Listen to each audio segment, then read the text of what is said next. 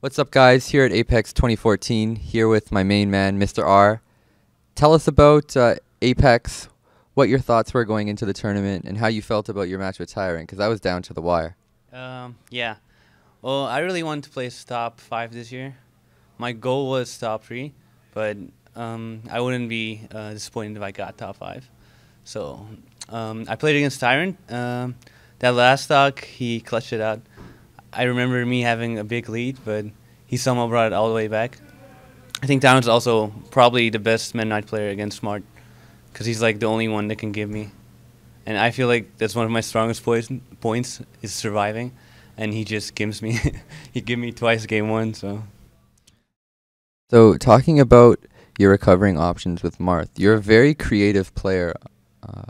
What is it that you do with the game that allows you to think outside the box? How do you come up with new tech and new setups? Well, all of my gameplay is anticipating and reacting. Whenever I recover against Tyrant, it's like a 50-50 situation. And whichever situation I anticipate, I can react to it faster. So it doesn't mean I'll die if I choose the wrong option. I'll just react to it faster if I anticipate it. And that's usually how my gameplay is. And I'm using all of Marth's moveset, maybe except jab. That's probably it. So if you use a full moveset, then you can do creative stuff. Speaking on the fact that you're from Europe, Yes. the European playstyle is very unique compared to the American, Canadian, and Japanese playstyle. Very flashy and aggro. What attributes to this playstyle? Well, I definitely inherited some of it. In my early days as a Brawl player, I was more of a European Smash player, as in I was playing more flashy, aggressive. But over the course of time, after I've traveled here, I've learned to play a lot more defensive. Because in the current metagame, you have to play defensive. I don't think playing aggressive rewards that well. So I've learned to play campy, but it's good to mix it up with aggressive play. So I'm not 100% campy, but I've learned my ways. So speaking about learning experiences, Brawl was your first competitive Smash game. What got you into the scene and got you traveling across the world now?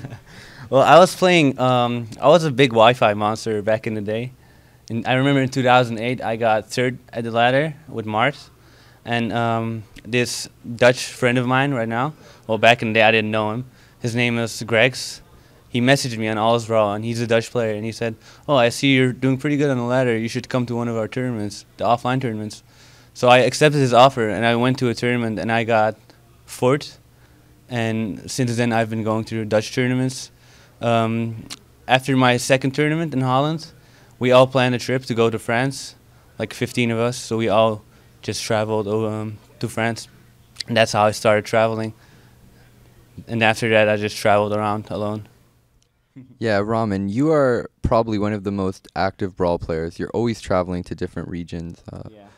Why are you so hungry? Why are you always traveling to different regions to compete? Well, part of it is because I like a lot of people here, so I like to make returns to see people. I like meeting new people too. I just came from Mexico, and I met so many great people, and so many people that helped me at Mexico too with a lot of stuff. I just I don't know, I just like people. I just want to return. I also want to be really good at Brawl, but it's hard. What would you say is the most important aspect of Brawl when it comes to getting to the upper level? What is that part of your game that you need to refine? I think the most important part for top players, because they've all reached a skill level that's pretty good right now, I think the most important part is to not mess up. If you have any tech errors or anything that you do not want to do, if you can play 100% like you want to, then you're going to have a great shot at winning. Because I always feel whenever I lose, I also make mistakes, technical errors, and that depresses you a lot after the match, because you could have done something else if you had pressed the right button or something else. But I think that's it. I think that's also why Salem won last year, because he just played perfect. He didn't mess up. So, leading up to Apex, you were one of the top players going in.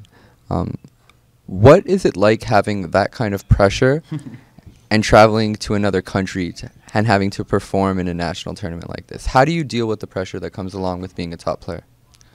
Oh, whenever I play, the crowd usually doesn't get to me because, well, usually they cheer for me. I remember my set against Leon.